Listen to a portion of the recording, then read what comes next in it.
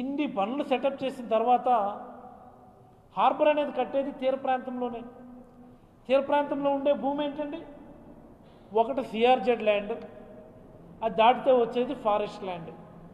అంటే సిఆర్జెడ్ క్లియరెన్స్లు తీసుకోవాలి, ఫారెస్ట్ క్లియరెన్స్లు తీసుకోవాలి. ఇన్ని అడ్డంకులను దాటి ఒక ప్రాజెక్ట్ని గ్రౌండ్ చేయాలి.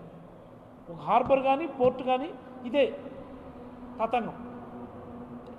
ఇన్ని అడ్డంకులను దాటి మేము బుడగట్లపాలెంలో హార్బర్ మంజూరు చేసి శంకుస్థాపన చేసి ఎన్ని క్లియరెన్స్లు తీసుకొని రోడ్లు వేసి ల్యాండ్ ఎలినేషన్ చేసి బ్రేక్ వాటర్స్ వర్క్ కూడా మొదలుపెట్టినాం. షోర్ లైన్ దాటి బ్రేక్ వాటర్స్ వర్క్ కూడా కంప్లీట్ అయితే మీరేమో ఆ పనులు ఆపేస్తారు మీ గవర్నమెంట్ వచ్చిన తర్వాత. పుడిమడక పనులు మొదలు పెట్టాల్సింది, బియ్యపు తిప్ప పనులు మొదలు పెట్టాల్సింది, అలాగే ప్రకాశం జిల్లా కొత్తపట్నం పనులు మొదలు పెట్టాల్సింది.